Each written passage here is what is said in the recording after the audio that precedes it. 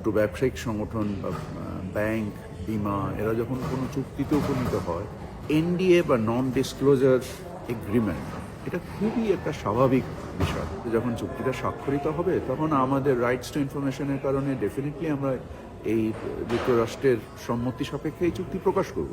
এখানে Boeing plane খুব important না, কারণ বোয়িং প্লেন তো আপনি প্রতিদিন কিনেন না, কিন্তু সয়াবিন আপনাকে প্রতিদিন কিনতে হবে। মৌলিকভাবে টিকিট বাজারের যে নৈরাজ্য রয়েছে সেটাকে রহিত করার জন্য আমরা বেশ কিছু পদক্ষেপ নিতে যাচ্ছি। যে বাণিজ্য একটি গতিশীল বিষয়, যে বাংলাদেশের উপরে 20% শুল্ক আরোপ করা হয়েছে, এটার সাফল্য ব্যর্থতা নির্ভর করবে আমাদের বাণিজ্যিক সক্ষমতার উপরে, এবং আমরা এর থেকে ফল পেতে গেলে আমাদেরকে নিজস্ব সক্ষমতা এবং প্রতিযোগিতাশীলতা, এবং আমি এরকম একটা কথা শুনেছি যে আমাদের এখানে আত্মতুষ্টির কোনো সুযোগ নেই, এবং এই বিষয়ে আমি 100% একমত যে আসলে কোনো অবস্থাতেই আত্মতুষ্টির কোনো সুযোগ নেই।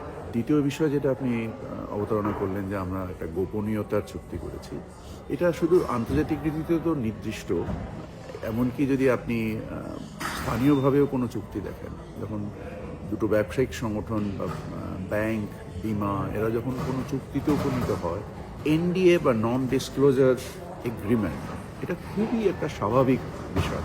যুক্তরাষ্ট্র যেটা বিনিময়ে চুক্তিটা করছে সেটা হচ্ছে তাদের ন্যাশনাল সিকিউরিটিকে তারা ব্যবহার করেছে।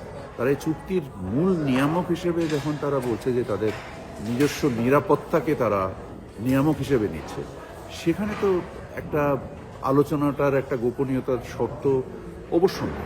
এর মাধ্যমে দেশের স্বার্থ ক্ষতিগ্রস্ত করার কোনো উপাদান থাকলে আমরা সেই চুক্তিতে উপনীত হব না, এটাই তো স্বাভাবিক। কারণ আমরা তো আমাদের দেশের স্বার্থে স্বার্থবান, আমাদের নিজস্ব স্বার্থ জলাঞ্জলি দেওয়ার কোনো সুযোগই নেই।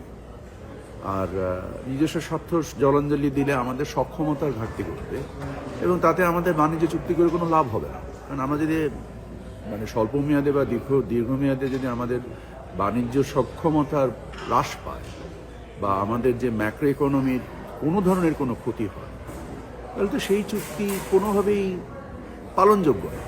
তো এখানে দেশের স্বার্থ বিসর্জনের কোনো সুযোগই আমি দেখছি না। আমার মনে হয় যেটা চুক্তিটা সম্পাদিত হওয়ার পরে আমাদের একটা জয়েন্ট স্টেটমেন্ট হয়তো খুব শীঘ্রই আসবে। তারপরে যখন চুক্তিটা স্বাক্ষরিত হবে তখন আমাদের রাইটস টু ইনফরমেশনের কারণে ডেফিনেটলি আমরা এই যুক্তরাষ্ট্রের সম্মতি সাপেক্ষে এই চুক্তি প্রকাশ করব। আর আপনারা নিজেরাও দেখেছেন যে যদিও ঘটনাটা কিছুটা দুঃখজনক, যে চুক্তির বিষয়টা প্রকাশিত হয়ে গিয়েছে, লিক হয়ে গিয়েছিল, সেখানে দেশের স্বার্থবিরোধী কোনো বিষয়ই আসলে নেই, এবং যেগুলো দেশের স্বার্থ বিরোধী ইনডাইরেক্টলিও হতে পারে সেসব জিনিস আমরা আলোচনার মাধ্যম দিয়ে আমরা সেখান থেকে বের হয়ে এসেছি, আমরা ক্লিয়ারলি বের হয়ে এসেছি। কারণ আমাদের সেটা যেটা পালনযোগ্য নয়, যেটা আমাদের স্বার্থের পরিপন্থী, বা আমরা বাণিজ্য ঘাটতি হ্রাস করার ক্ষেত্রে বা যুক্তরাষ্ট্রের সাথে বাণিজ্য বৃদ্ধি করার ক্ষেত্রে আমরা মূলত প্রাইভেট সেক্টরকেই কাজে লাগিয়েছি। আমাদের বাণিজ্য আলোচনায় বা নেগোসিয়েশনের সময় আমার কাছে মনে হয়নি যে যুক্তরাষ্ট্র প্রতিষ্ঠা বোয়িংয়ের ব্যাপারটাকে গুরুত্বের সাথে নিয়েছে, কারণ এটা হচ্ছে ওয়ান অফ। আর এই ওয়ান অফ আপনি যদি দেখেন যে বোয়িং গত বছর আমার জানা মতে মাত্র 12টা প্লেন বানিয়েছে, সেখানে এই চুক্তি অনুযায়ী তারা প্রথম বিমান সরবরাহ হয়তো করতে পারবে 37 সালে। অলরেডি যে অর্ডার তাদের কাছে আসে, অর্ডার দেওয়া ছাড়াও যে অর্ডার তাদের কাছে আসে, তাদের এই সক্ষমতা নাই, এক নম্বর। এবং যুক্তরাষ্ট্র এই ক্ষেত্রে যে ততটা আগ্রহী ছিল তা না, বরং তাদের আগ্রহটা ছিল যে আপনারা হয়তো জানেন যে বাংলাদেশ প্রায় 15 থেকে 20 বিলিয়ন ডলারের খাদ্যপণ্য বহির্বিশ্ব থেকে আমদানি করে, এবং যুক্তরাষ্ট্র কৃষিপণ্যের একটা অন্যতম বৃহৎ দেশ।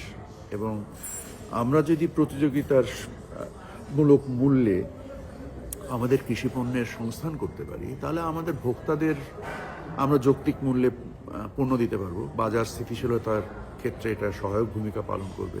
জ্বালানি পণ্য এবং কৃষি পণ্য এর উপরে নির্ভর করে আমরা চেষ্টা করেছি যে বাণিজ্য ঘাটতি কমিয়ে আনতে। এখানে যুক্তরাষ্ট্র থেকে সার্বিকভাবে গত বছর $2 বিলিয়ন কিছু বেশি আমদানি করেছি। সেখানে আমরা খাদ্যপণ্য বৈশ্বিক বাজার থেকে প্রায় $20 বিলিয়ন আমদানি, তো আমাদের ঘাটতি $6 বিলিয়ন। তা আমরা যদি এখান থেকে $2 বিলিয়ন আমদানি বৃদ্ধি করতে পারি, বাণিজ্য ঘাটতি হ্রাস করার ক্ষেত্রে একটা তাৎপর্যপূর্ণ ভূমিকা রাখবে।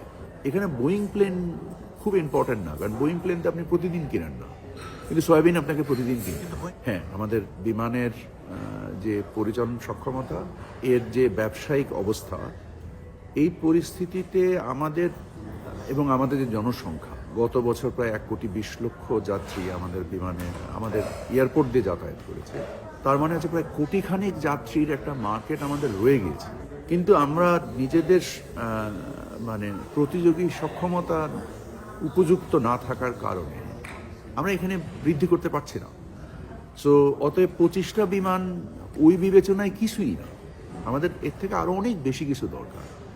বাট এটা কেনার আগে আমাদেরকে এটা চিন্তা করতে হবে যে এই আমাদের পরিচালন সক্ষমতা বৃদ্ধি না করে শুধু যদি আপনি মূলধনী যন্ত্রপাতি কিনে আপনার ব্যয় বৃদ্ধি করেন, তাহলে আপনার এটার কোনো উপকারে আসবে না। এবং আমরা সক্ষমতা বৃদ্ধি করার ক্ষেত্রে আমাদের কিছু আইনের পরিবর্তন আনছি, কিছু বিধির পরিবর্তন আনছি।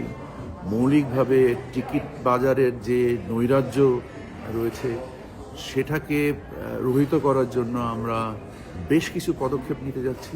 আমি মনে করি যে আমাদের প্রয়োজনীয় পরিবর্তনগুলো আমরা করব।